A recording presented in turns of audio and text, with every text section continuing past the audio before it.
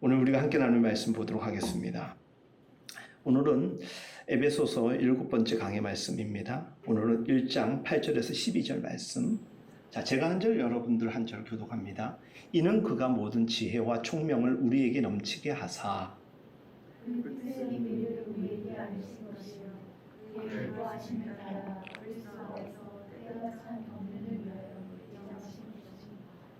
하늘에 있는 것이나 땅에 있는 것이 다 그리스도 안에서 통일되게 하려 하심이라.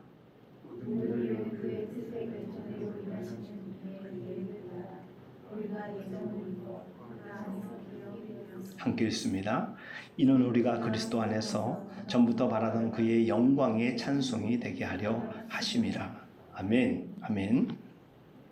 오늘은 그리스도 예수 안에서 하나 되게 하심, 하나 되게 하심을 오늘 본문에서는 통일이라고 이야기를 하였는데, 제가 조금 풀어서 하나 되게 하심이라는 제목으로 이어 붙여봤습니다. 여러분들, 사는 사람들 가운데서 털어서 먼지 안 나는 사람이 있을까요? 요즘에 청문회 애들 하다 보면은 여러 사람들이 생각지 않은 이들이 저런 비리와 저런 또 숨기고 싶은 일들이 속속들이 드러날 때가 있죠. 사람은 사실 되게 그렇습니다. 우리가 주요 공직자가 아니어서 청문회를 맞이하지 않았을 뿐이지, 털으면 우리도 훨씬 많은 먼지가 발견되는 이들입니다. 심지어 전능하신 하나님이 우리를 터실 때 우리의 죄가 얼마나 많겠습니까? 그래서 예배의 첫 순간을 하나님께 참회의 기도로 우리가 나아가는 것이, 더 이상 하나님 민망해서 설 수 없는 우리를 하나님 고백하는 거예요. 그리고 조금이라도 그 마음에 하나님께 시원케 해주시는 은혜를 입어서 말씀에 그리고 기도에 우리의 잔을 채우자라는 것이죠. 그런데 세상 우리 같은 사람들과는 달리 하나님의 비밀은 털면 털수록 풍성하고 좋은 곳으로 가득함을 믿으시길 바랍니다. 그래서 알 수만 있다면 너무나도 유익한 것이 무엇이다? 하나님의 비밀, 하나님의 말씀인 것이죠. 우리 주 예수 그리스도의 피로 말미암아 속량받았고 제사함을 받은 우리들이 하나님의 궁극적 목적을 이룰 수만 있다면, 하나님은 늘 우리에게 깨닫게 하시는 은혜가 있을 줄로 믿습니다. 주를 알되 어떻게 알자? 애써 알자. 알려고 하는 정도가 아니에요. 애써 알아야 돼요. 노력해야 돼요. 수고해야 돼요. 세상에서 성공하려고 얼마나 우리 바둥바둥합니까? 그냥 예배당에 앉아있고 교회의 오랜 연수가 우리의 신앙을 담보하지 않습니다. 우리 모두의 신앙생활이 세월이 흐르면 흐를수록, 시간이 더해질수록 신앙심이 깊어지고 넓어질 수 있다면, 그것은 여러분들이 하나님 잘 믿고 있구나라고 스스로 간접적으로 체크할 수 있는 그 몫이 될 수가 있겠죠. 신앙심이 깊어지고 넓어지면 눈이 달라져요. 행동이 달라집니다. 그래서 보는 눈이 달라지고 삶의 기준이 보다 명료해져 가지고 더 이상 우리에게 복잡함이 주는 혼란이 없습니다. 간단 명료하게 살아갈 수 있게 하나님께서 은혜를 주시거든요. 7절 말씀 지난주에 우리 함께 나누었는데, 예수 그리스도의 속량을 통해서 죄사함을 입은 우리들은 은총의 사람들입니다. 여러분들, 예수님을 믿는다라는 것은 주님을 인격적으로 경험했다라는 그 삶이 녹아져 있는 고백인 것이죠. 그래서 그들을 성도라고 부를 때, 나는 죄사함의 용서의 은혜를 입은 사람입니다 라는 것을 하나님께 감사하는 것이에요. 그리고 만방에 그걸 선포하는 것이에요. 사랑하는 믿음의 가족 여러분들, 그런데 우리의 믿음은 죄 용서함보다 더 크다라는 것을 이해하시기를 바랍니다. 죄 사함을 받았다고 거기에 머무르면 안 돼요. 하나님의 구원 안에만 머물면 안 되고, 우리들이 신앙이 자라날 수 있도록, 커갈 수 있도록 우리의 눈이 열리고 우리의 마음이 하나님의 마음을 품을 수 있도록 하나님께 집중하고 노력하면, 우리가 그저 몇 마디로 읊조리는 신앙의 몇 마디, 그게 아니라 너무나도 풍성한 이야기거리가 여러분들의 고백이 될 것이고 간증이 되어가는 것이에요.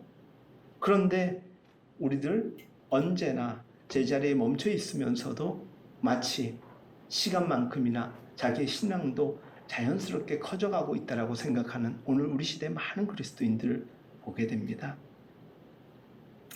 오늘 우리가 다루게 될 8절에서 10절 말씀은 우리 개인의 구원을 가르치고 있는 속량에 머물지 아니하고 속량으로부터 시작된, 그래서 자라고 커져갔을 때 우리가 하나님의 창조 질서를 회복하게 되고 하나님께서 궁극적으로 우리를 구원하시고 세상과 화평하게 하셨을 때 일어날 일들에 대한 하나님의 속마음, 궁극적 목적에 대하여서 우리는 나누게 될 것입니다. 자라고 커져서 보는 눈들의 변화가 일어나는 것은 너무 중요한데 오늘 우리 시대의 교회와 교인들은 그저 개인의 구원에만 관점이 집중되어 있어서 너무나도 안타깝습니다. 틀림없이 각 개인의 구원으로부터 시작되는 것이 틀린 것은 아니지만 제일 중요한 출발인 것은 틀림이 없지만 그게 전부가 아니라는 것이에요.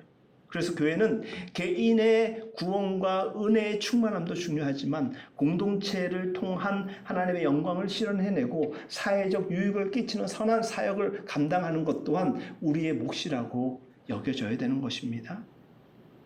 기독교의 구원이 우리에게 의미하는 중요한 가르침을 8절에서 담고 있습니다. 그가 모든 지혜와 총명을 우리에게 넘치게 하사. 여러분들, 지혜와 총명을 주신다고 하니까 좋죠. 근데 왜 하나님이 그걸 우리에게 주셨을까? 7절에서 그리스도의 피로 말미암아 속량과 제사함에 대하여서 이것이 우리에게 주시는 풍성한 하나님의 은혜라고 우리가 말씀을 나누었지 않습니까? 그것이 크고 놀라운 비밀이라고 지난주에 강조하였었습니다. 예수님이 우리를 위하여서 십자가 위에서 피 흘리신 그 구체적인 사건, 그 허락된 은혜를 통하여서 우리는 죄사함을 받았고 아들됨의 영광을 입었고 또 영화롭게 되는 기회를 우리에게 허락되지 않습니까? 거기에 하나님이 덧붙여서 지혜와 총명을 주셨다. 믿음으로만 살아가라는 것이 아니라 믿음으로 플러스 알파의 인생을 멋지게 펼쳐보라고 지혜와 총명을 주시는 거예요. 내 마음대로 내 방식대로 살라는 거 아니에요. 어떤 이들은 이 총명과 지혜를 예수 믿으면 공부 잘한다? 여러분 성적 보면 알잖아요. 그렇죠? 예수님 믿고 신앙생활 하면서 성적 보면 알잖아요. 그렇죠? 믿는데 성적에 연동되는 관계성을 부정할 수 없는 뭔가가 있기는 하지만 그런 의미의 지혜와 총명 아닙니다. 공부를 잘하는 그런 지식, 그게 지혜와 총명이 아니에요. 바른 것이 무엇인지 분별할 수 있는 능력과 그 변별한 것을 가지고 살아내는 힘, 그게 무엇이냐? 지혜와 총명이에요.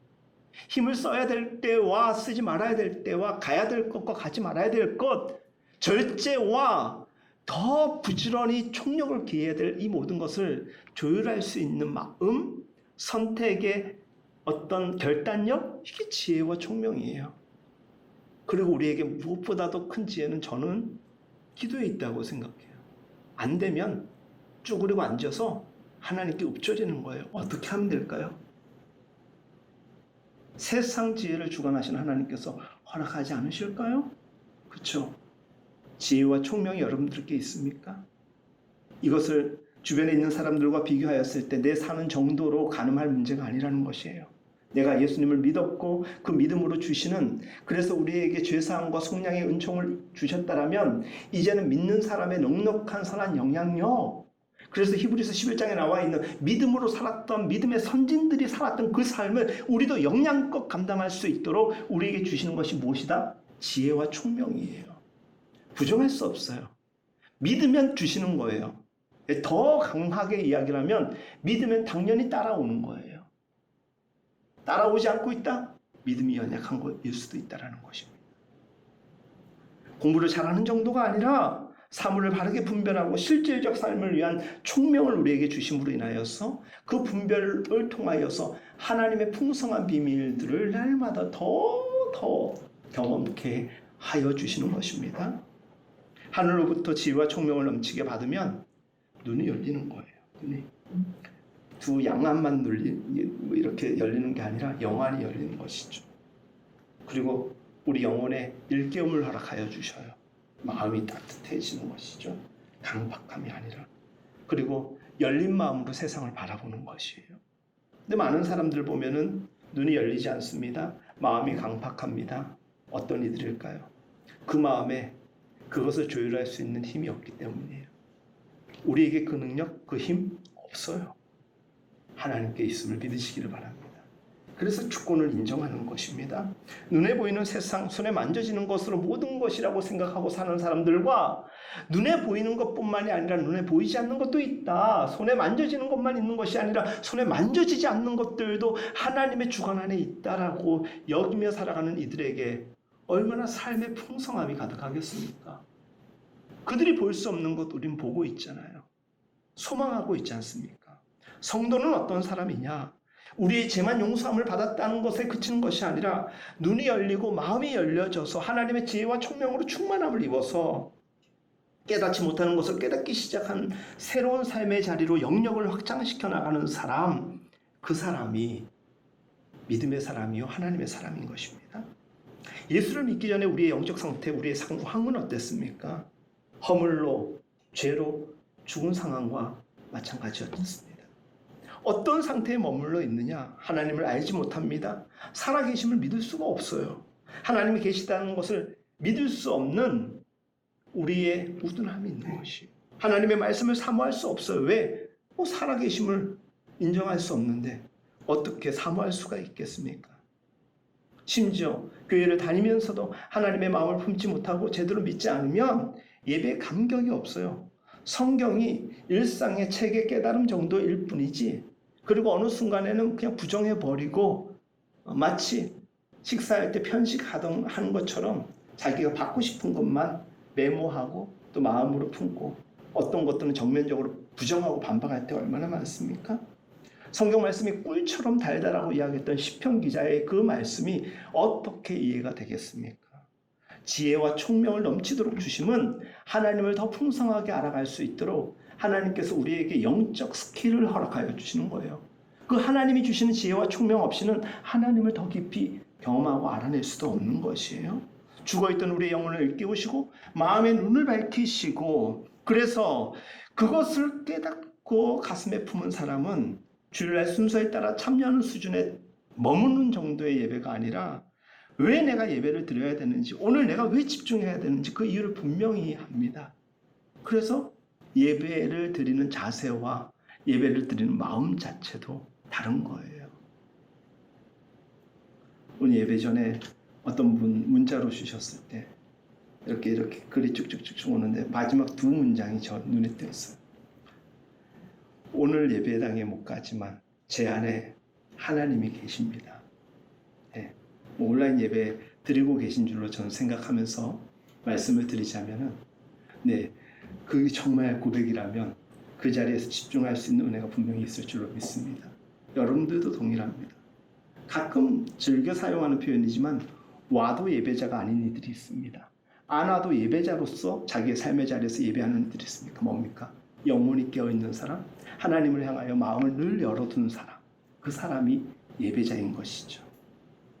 동시에 말씀을 생명처럼 귀하게 여기는 사람, 말씀을 보다 깊이 깨닫기 위해서 듣고 읽으려고 노력하는 사람.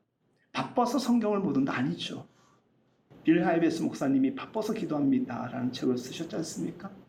바쁠수록 더 심히 촉각을 다루는 그때일수록 더 위중함을 알고 하나님께 기도할 수 있는 사람이 하나님을 신뢰하는 사람 아닙니까?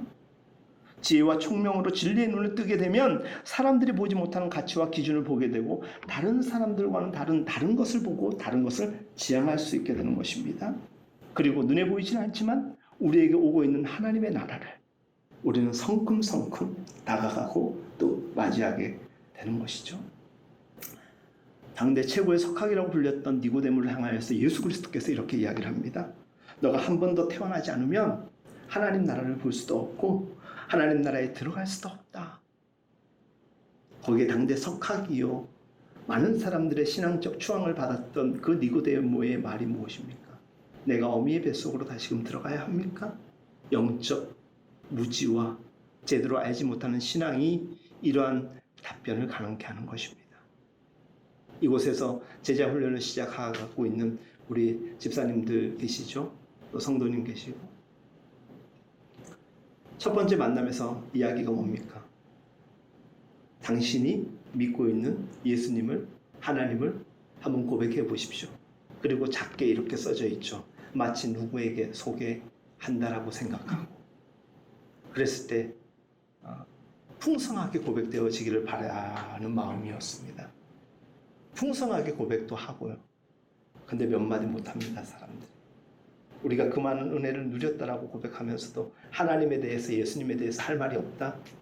우리의 간증이 그만큼의 영역밖에 안 되구나라고 생각할 수도 있습니다. 지극히 폄하한다라고 여기지 마시고 그냥 말로만 이해를 하시면서 넘치는 해석으로 여러분들에게 주시는 하나님의 은혜를 누렸으면 좋겠습니다. 지혜와 총명을 하나님께서 우리에게 허락하시면 그 뜻의 비밀을 우리가 알게 되는 것이죠. 그래서 우리가 하나님께 지혜를 구하는 것은 믿음을 확장하는 것이고 더 유익하고 즐겁게 신앙생활을 할 수 있도록 돕게 됩니다.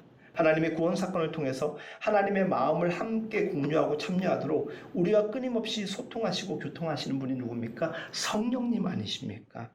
이 놀라운 일이 죄 많은 연약한 우리들 가운데 관여하고 있다. 이 은혜예요. 내가 내 삶을 알잖아요. 털어서 먼지 안 나오는 사람 많은데 우리는 훨씬 많이 나오는 그런 죄인 아닙니까? 그런데 그런 우리들을 여전히 포기하지 아니하시고 끊임없이 사랑을 베풀어 주시는 것. 왜 그럴까요? 그 비밀을 지난주에 말씀을 드렸고 그 비밀스러운 일들을 진행하시는 하나님의 목적이 어디인가 오늘 그 주제를 가지고 말씀을 나누는 것입니다. 이 비밀은 굉장히 중요한 단어입니다. 하나님 나라에 대하여서 예수님께서 말씀하셨습니다. 너희는 천국의 비밀을 아는 것이 너희에게는 허락되나 저희에게는 허락되지 않는다. 어떤 이들에게는 허락되지만 어떤 이들에게는 허락되지 않는다라는 이 말씀.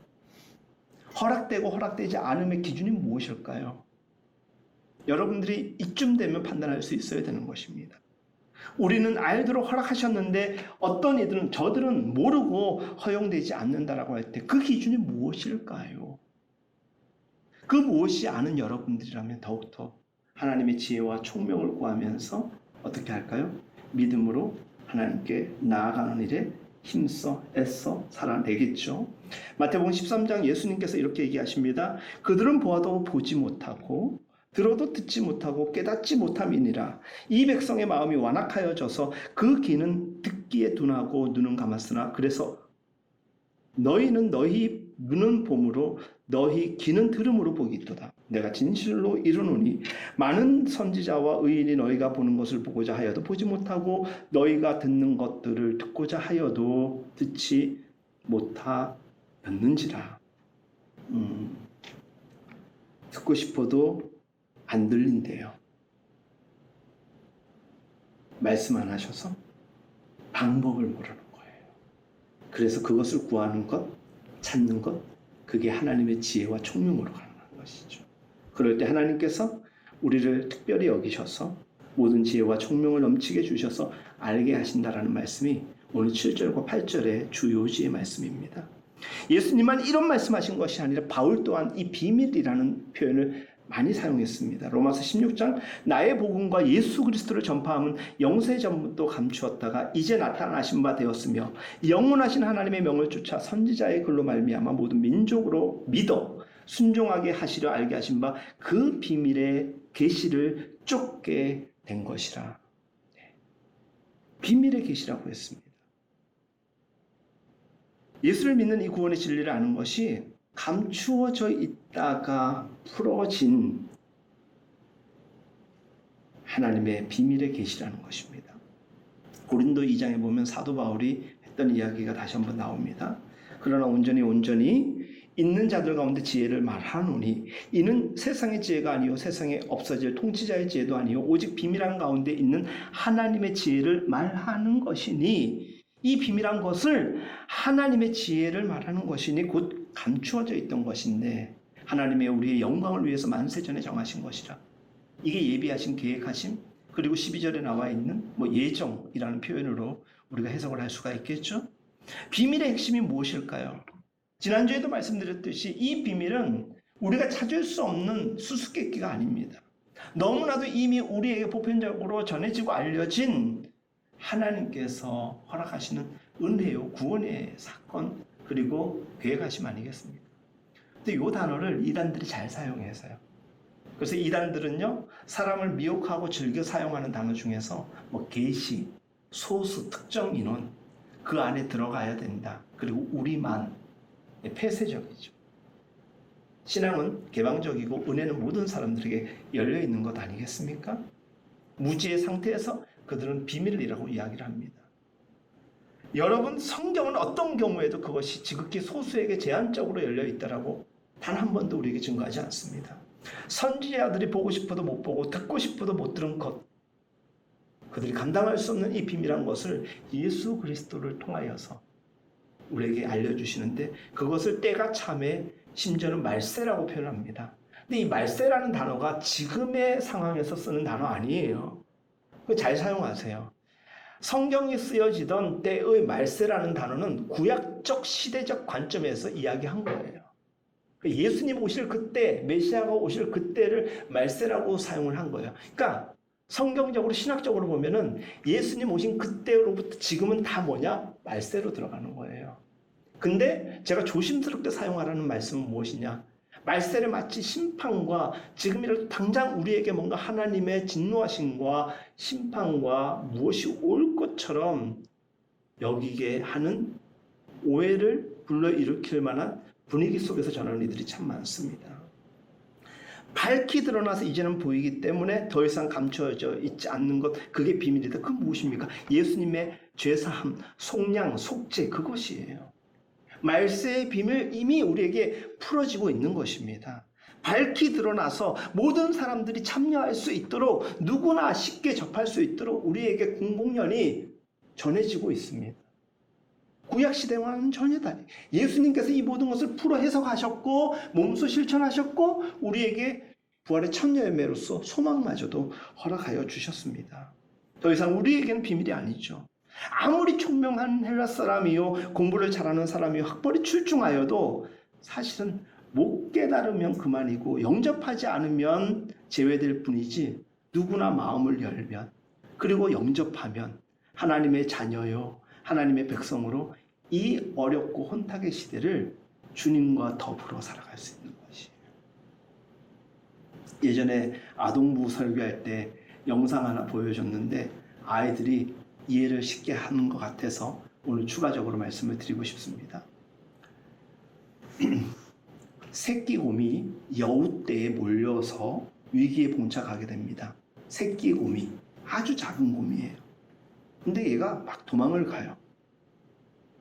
그리고 뒤에서 여우들이 막 쫓아요. 근데 갑자기 이 새끼곰이 턴을 해요. 씩 턴을 하더니 그 조그만 녀석이 여우들을 향해서 어떻게 하냐면 야 이런다고요.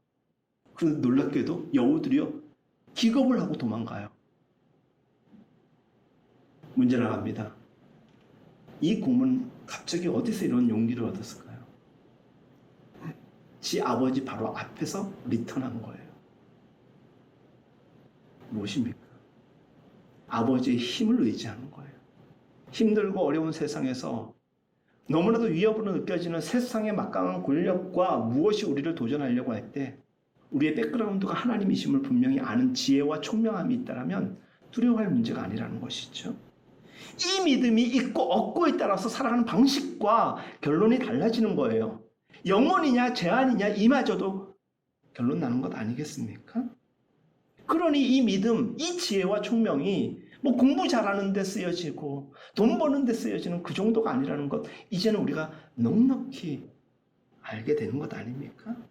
하나님을 섬기는 것, 똑똑하고 지혜로워서, 지식이 많아서? 아니죠. 지혜가 많고 그 안에 주시는 하나님의 생명이 날마다 더할 때 충성스럽게 쓰임받는 것 아닙니까? 그런 사람은 무엇입니까? 눈이 열린 사람, 마음이 열린 사람.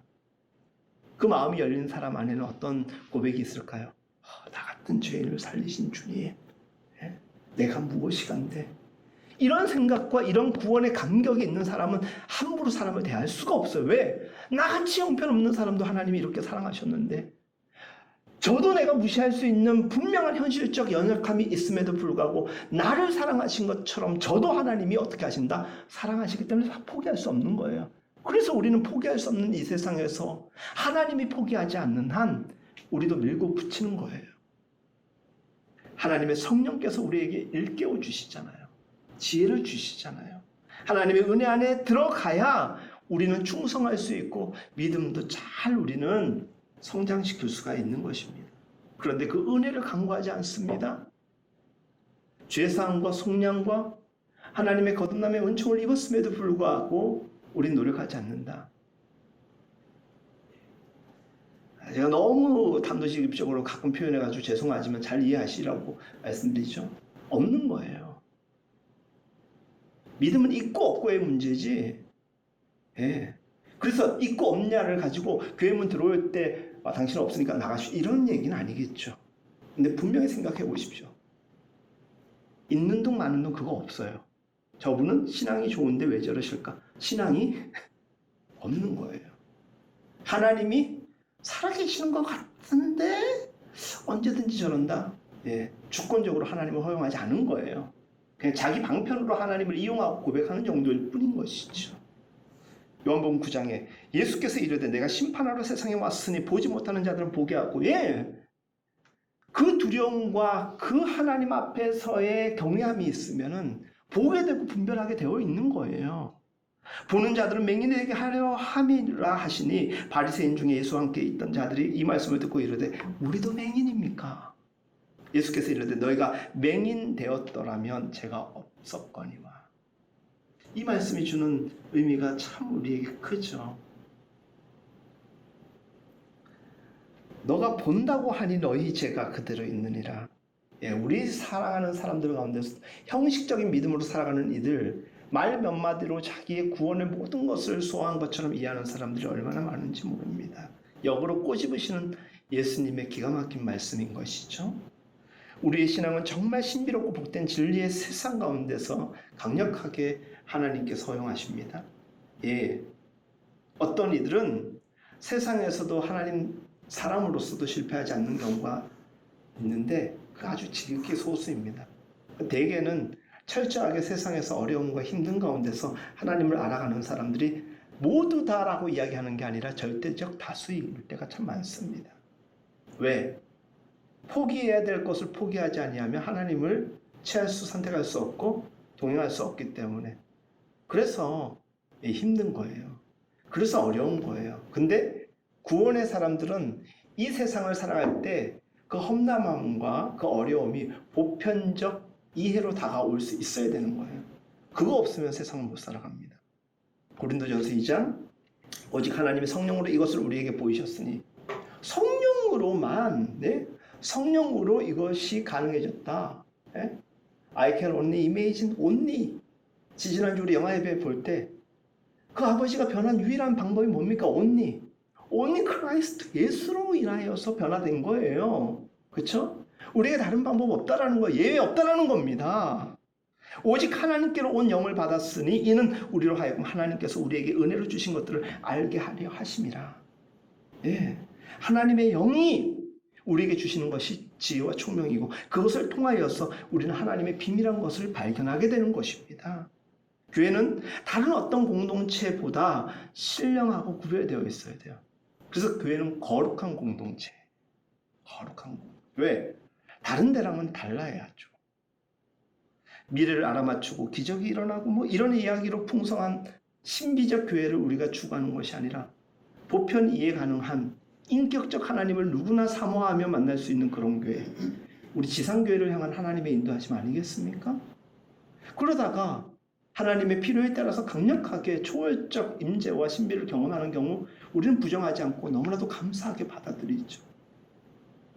사랑하는 우리 여러분, 지혜와 총명을 풍성히 주셔서 우리의 눈이 열리고 마음이 열려지고 그래서 영혼이 깨워질 때 우리에게 하나님의 비밀이 풀려진다 할 때 그것을 성경은 경륜이라고 이야기를 합니다. 그리스도 안에서 때가 찬 경륜을 위하여 예정하신 것이니 오늘 아침에 2시간 반, 한 3시간 정도를 말씀을 더 연구하고 설교를 막 이렇게 만졌어요. 요 단어 때문에. C.S. 루이스와 또 맥도날드라는 어떤 신학학자들의 책을 좀 더 연구를 해봐야 되겠다는 욕심 때문에 어제도 늦게까지 교회에 있다가 집에 갔는데 오늘 아침에도 어떻게 이것을 잘 풀어 설명을 해드려야 될까 하다가 아주 혼란한 가운데서 사실은 예배 설교 단상에 섰습니다. 여러분, 그 뜻의 비밀을 우리에게 알리셨는데 그의 기뻐하심을 따라 그리스도 안에서 때가 찬 경륜, 디스펜세이션, 이것을 우리에게 예정하셨다라는 거예요. 과거에는 드러내지 않다가 때가 이름에 하나님께서 드러낸 하나님의 계획하심 의도, 이러한 경륜 무엇일까요? 세상을 이끌어 가시는 하나님의 경륜이 무엇일까요? 경륜이라는 말은 역사를 다스리고 통치하시는 하나님의 계획, 하나님의 의지, 뜻, 하나님의 주권과 섭리가 우연이 아니라 오래전부터 만세전부터 우리에게 계획되어 계셨고 우리가 그것을 받아들이고 인정할 때 주시는 능력의 충만함. 그래서 경륜이라는 것은 풀이라는 단어로도 해석이 됩니다. 에베소서 3장에서 이 경륜에 대하여서 이야기를 더 전할 겁니다. 에베소서에서는 총 3번에 대한 경륜이 나오는데 단어마다 헬라어 원어 자체가 틀립니다. 그리고 그 해석 자체도 다르더라고요. 오늘은 여기에 집중하기보다는 다음에 3장을 말씀드릴 때 같이 나누기로 하고요. 사람들에게 드러내진 않았지만 갖고 있다가 어느 순간에 때가 참에 하나님께서 드러낸 사건, 뜻, 의지, 계획, 이게 십자가 사건이고 하나님의 구원 역사 아니겠습니까? 그 비밀을 우리에게 알려주셨다. 그로 인하여서 우리는 기뻐함을 입은 자들이라는 거예요. 성도가 된다는 것은 얼마나 영화로운 사건인지 모릅니다. 우리 같은 존재가 무엇이길래 하나님의 계획을 알고 크고 놀라운 비밀을 경험하니까 사모하게 됩니다. 그리고 참여하게 되고 기대하게 되고 그래서 어쩌면은 낙담할 만한 일들이 더 많이 보여지고 느껴지는 이 세상에서도 두벅두벅 소망을 가지고 살아가는 거예요. 하나님이 이루실 일들을 생각하며 때에 하나님의 때에 in his time 그때를 우리가 기다리는 것이죠. 세상의 지혜나 세상의 철학이 아닌 주님의 감추어진 그것이 마치 십자가 사건을 통해서 드러났듯이 여전히 우리에게 오묘하게 기다려지는 하나님의 놀라운 일들이 여전히 우리의 소망 가운데 하나님은 진행하고 계심을 흔들림 없이 살아낼 수 있어야 됩니다. 10절 말씀을 C.S. 루이스는 굉장히 좋아했다라고 합니다. 에베소서의 실제적 주제라고도 이야기를 했다고 합니다. 하늘에 있는 것이나 땅에 있는 것이 다 그리스도 예수 안에서 어떻게 하셨다? 통일되게 하셨다. 여러분들 십자가와 구원 사건은요. 하나님과 저 여러분들을 하나 되게 합니다. 그리고 여러분들을 하나 되게 합니다. 그리고 세상과 우리가 하나 되게 합니다. 지금 어쩌면은 이 코로나가 되었던 수해가 됐던 여러 가지 인류 역사 가운데서 늘 함께 하였지만 오늘 유독히 심각해진 이때에 우리와 깨어져 버린 자연과의 관계를 하나님께서 지혜 가운데 일깨우는 것이라고도 저는 생각을 합니다. 우리가 사는 이 세상은 무엇 하나라도 사실 통일될 수 없는 여러 가지 정치, 문화, 경제 다양한 의견들이 만무하지 않습니까? 우리가 사는 이 세상은 중구난방처럼 보일 때가 얼마나 많습니까? 그렇게 발달하고 그렇게 좋아졌다라고 하는 이 오늘 우리 시대가 코로나 상황도 제대로 감당하지 못할 정도로 연약한 인간의 삶에 터라는 것을 우리는 여지없이 느끼게 되지 않습니까? 세상은 연합되어 있고 통일되어 있는 세상. 하지만 우리의 인간의 죄가 관여하였을 때 여러 가지 이유로 무참히 박살나고 깨져 버렸습니다. 그것을 아는 우리들 돌이킬 만도 한데 그래서 하나님께서 지혜와 총명으로 알게 하여 주셨는데 여전히 그 일에 최선을 다하지 않습니다. 무너진 사람과의 관계, 하나님의 관계, 만물과의 관계 다시 그 자리로 돌려내기 위해서 노력하지 않습니다. 그게 아까 처음에 설교할 때 전했던 자기 구원의 급급한 신앙생활에 제한적으로 살아가는 오늘 우리 시대의 협의적 신앙인입니다. 저는 오늘 설교를 준비하면서 우리의 죄가 생각보다 치명적이고 구체적으로 우리의 삶 속에 관여되어 있구나라는 것을 많이 생각하면서 우리의 한계를 여지없이 발견할 수가 있었습니다. 세상 속 깨우침을 느끼며 말씀을 준비하였습니다. 온 땅에 그리스도께서 예수 그리스도 안에서 은혜를 베풀어 주셔서 조화와 균형, 통일과 아름다움을 회복하시면 하나님의 역사를 그렇게 인도하신다라는 것을 우리가 굳건히 믿고 거기에 동승하여서 갈 수만 있다라면 전혀 문제가 없습니다. 근데 믿음으로 인정하는 건커녕 하나님 앞에 반항하고 심지어는 우리의 무력으로 충돌하려고 할 때가 얼마나 많은지 모릅니다. 오늘 본문에 나왔던 20절 말씀에 그 통일되게 하다라는 말에 그 원문은 아나케팔라이오, 여기서 앞에 나와 있는 아나라는 이 헬라어는 영어로 따지면 리, 다시라는 뜻이에요. 통일되게 하셨다라는 말은 다시 복귀시켰다라는 뜻이에요. 여기서 말하는 하늘에 있는 것이나 땅에 있는 것이 다 그리스도 안에서 통일되게 하셨다, 회복해 하신다는 거예요. 어떤 것으로? 하나님의 형상과 창조의 질서가 처음 이 땅에 내려진 그때처럼 통일되게 하신다는 거예요. 그래서 우리가 은혜를 받고 예수님을 영접하고 신실한 믿음으로 살아간다면 우린 노력해야 돼요. 무엇을 위하여? 이 하나님의 하나 되게 하시는 창조의 섭리로 돌아가기 위하여 최선을 다하는 거예요. 하나님이 사람을 만드시고 세상을 만드시고 말씀하셨습니다. 보기에 심히 좋더라. 여러분들을 보시면서 보기에 심히 좋더라. 너의 하루를 내가 생각하고 생각할수록 너무 고맙고 좋구나. 그런 겁니까? 역시 너는 오늘도 왜 그랬니? 라고 하시는 것 같습니다. 원래 창조되었을 때 하나님의 형상대로 하나님께서 이 죄로 인해서 깨뜨려진 모든 것을 당신의 때에 회복시키신다.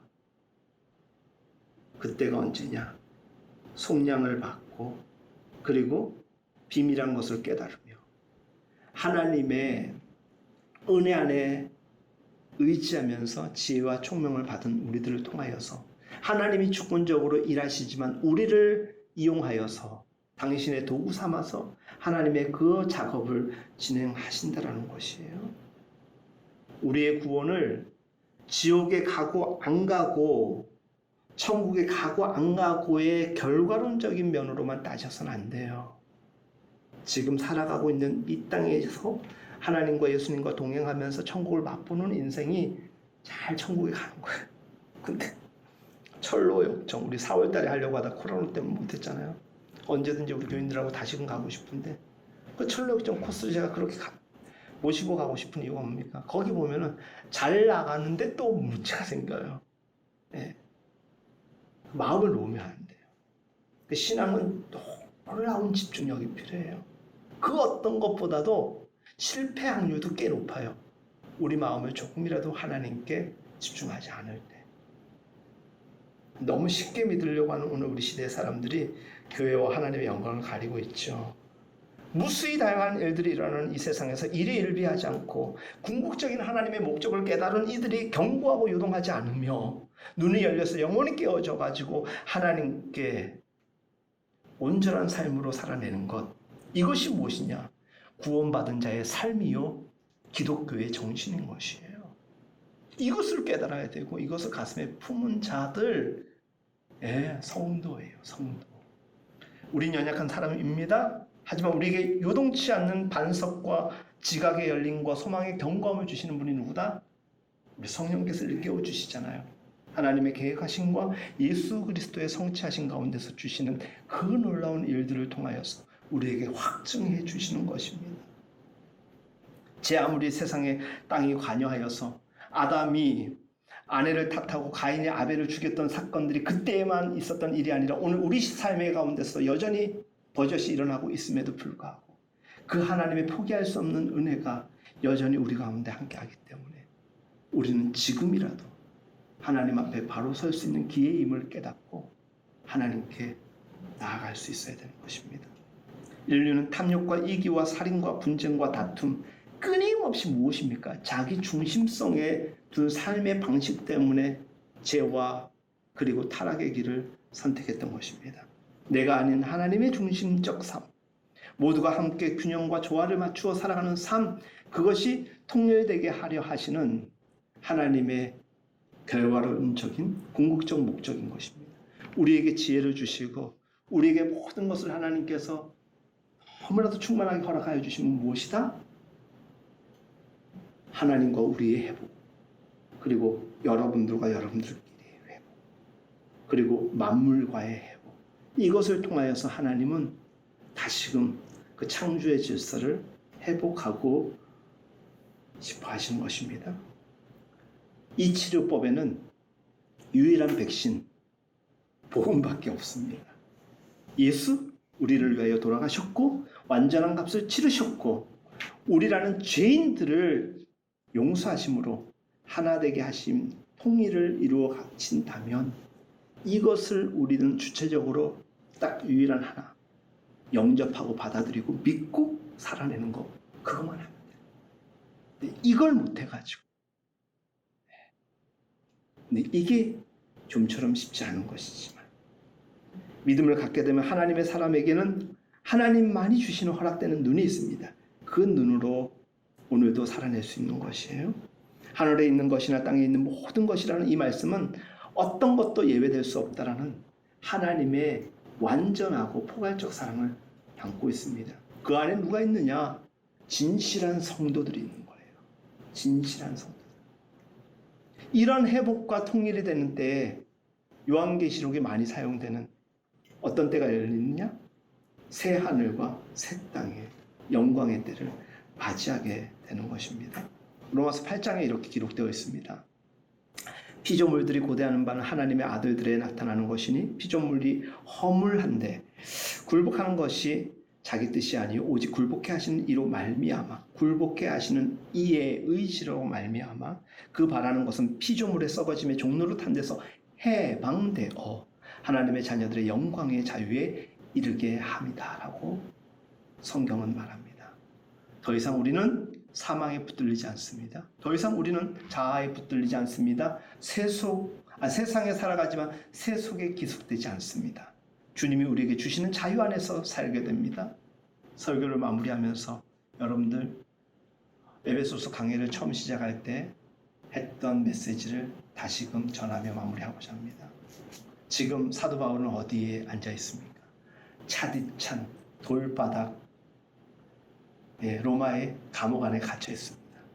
그런데 그가 논하는 이야기가 너무나 웃겨요. 뭐가 웃겨요? 지 하나 생명 하나도 보호하지 못한 존재가 세상의 구원을 지금 이야기하고 있는 거예요. 눈물 흘리면서 낭만 가운데 이 편지를 썼겠습니까? 그 좁디좁은 몇 평 되지도 않았을 그 감옥 차디찬 곳에서 그는 하나님의 나라를 경험하고 있는 것이에요. 두렵지가 않아요? 떨림이 없어요. 그곳에서도 주님이 함께 하심을 믿기 때문에. 그리고 내가 당하는 이 고통과 고통마저도 내가 주님을 택함으로 인하여서 치르는 영광의 흔적이라고 여겼기 때문 아니겠습니까? 그는 왜 그럴 수 있었을까요? 다시금 7절로부터 10절 이런 말씀을 정리하면 이런 순서가 되는 거예요. 예수 그리스도의 피 흘림의 사건을 경험했습니다. 고백했습니다. 속량, 죗값을 치러주셨습니다. 당신께서 우리를 위하여. 그리고 죄사함을 입었습니다. 그랬더니 은혜가 너무 감사해서 하나님께 구합니다. 더 하나님을 믿고 싶습니다. 세상의 성공을 위하여 구하는 지혜와 총명이 아니라 하나님을 더 알고 싶습니다. 지혜와 총명을 구합니다. 그 가운데서 무엇을 깨닫게 됩니까? 이 모든 일들이 하나님의 경륜 가운데서 진행되고 있었구나. 그러면서 발견하게 됩니다. 하늘에 있는 것들과 땅에 있는 것이 다 하나님의 이러한 우주적 계획하심과 궁극적 목점에 철저히 맞춰져 있었구나. 그리고 그에 부합하여서 오늘도 내가 어디에 있든 어떤 삶에 놓여 있든 간에 살아가는 것입니다. 거기에서 폭포수와 같이 그냥 써내려가는 거예요. 막힘없이. 왜? 당신이 믿는 예수님 하나님에 대해서 한번 고백해 보십시오. 막힘이 없는 거예요. 왜? 너무나도 감사하니까. 심지어는 그 차디찬 감옥 바닥이 너무나도 감사한 이유가 된다는 것이 어찌 보편적 삶의 사람들에게 있어서 가능하겠습니까?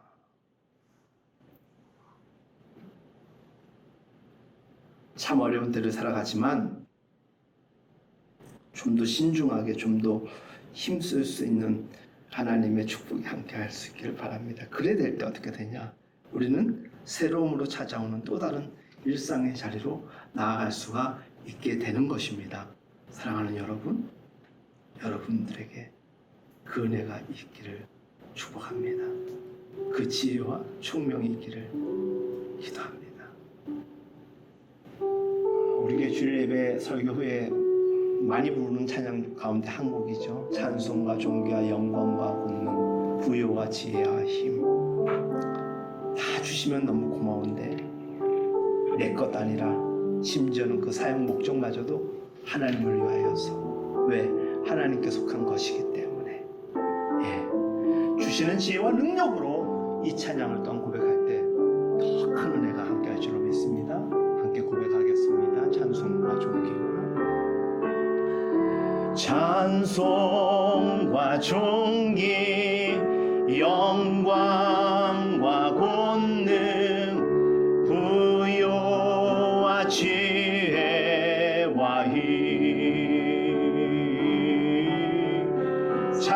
찬송과 존귀 영광과 존귀 부요와 지혜와 힘 모두 주께 주님께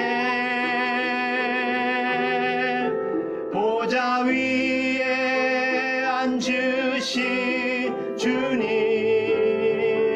모두 주께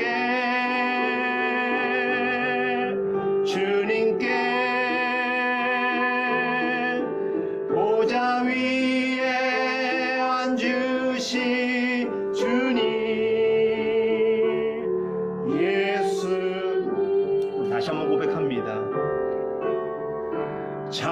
찬송과 존귀 영광과 권능 부요와 지혜와 힘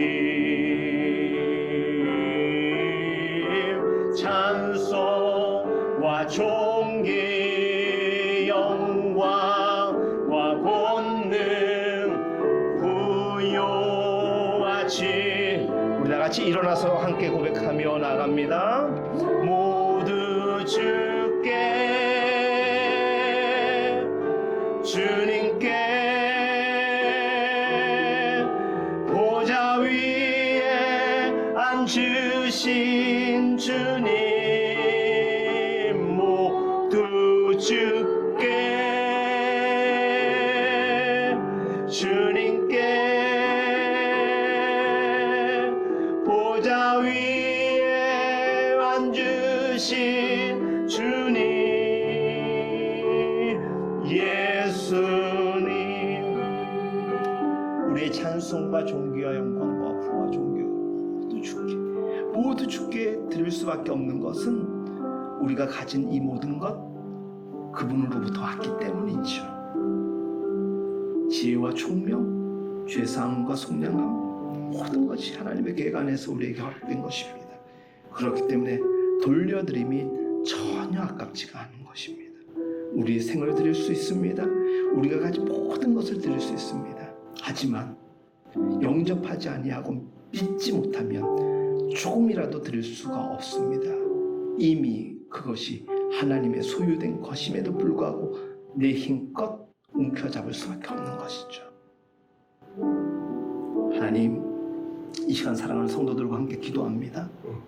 우리와 지혜와 총명을 허락하여 주셔서 하나님의 구원의 계획에 더 충성스럽게 동참하며 참여하며 살아가게 하여 주옵소서. 우리 함께 기도하도록 하겠습니다. 아버지 하나님, 은혜 감사를 드립니다. 아버지 하나님, 크신 은혜를 주시고 성령의 충만함을 함께 하여 주시옵소서. 오늘도 사랑하는 성도들과 함께 예배를 드립니다. 예배자들과 함께 예배를 드립니다. 하나님, 구원의 신비를 우리에게 알려주심을 감사합니다.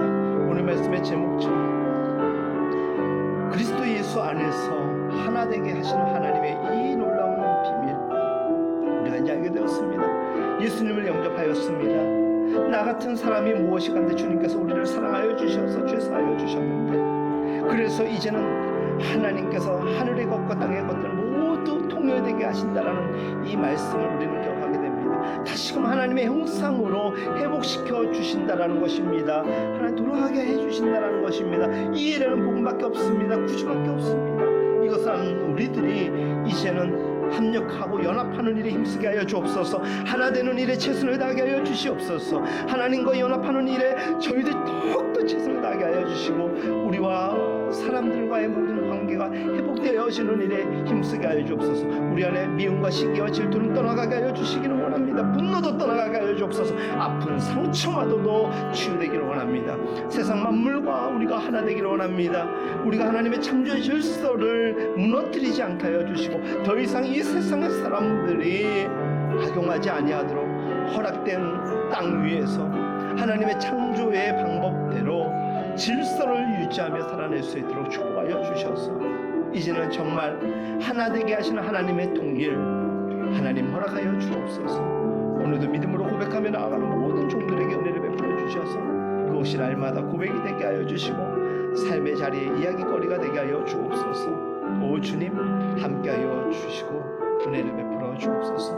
오늘도 현장에서 예배드리고 온라인으로 예배드리며 떠나버리지 하나님 성도와 예배자들 모든 우리들에게 은혜를 베풀어 주옵소서. 간구합니다. 은혜를 베풀어 주시고, 은혜를 베풀어 주옵소서. 은혜를 베풀어 주시고, 은혜를 베풀어 주시옵소서. 은혜를 베풀어 주옵소서. 은혜를 베풀어 주시옵소서. 은혜를 베풀어 주시옵소서.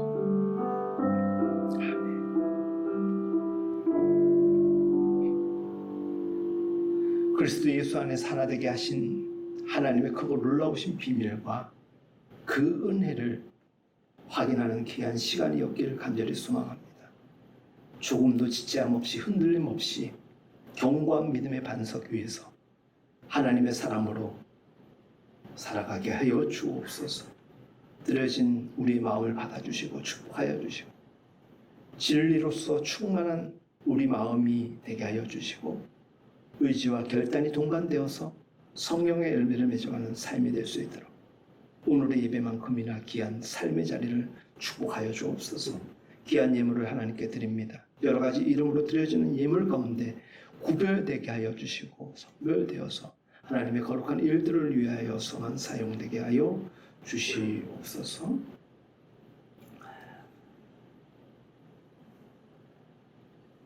여호와는 내게 복을 주시고 너를 지키시기를 원하며, 여호와는 그의 얼굴을 내게 비추사 은혜 베푸시기를 원하며, 여호와는 그 얼굴을 내게로 향하여 드사 평강 주시기를 원하노라.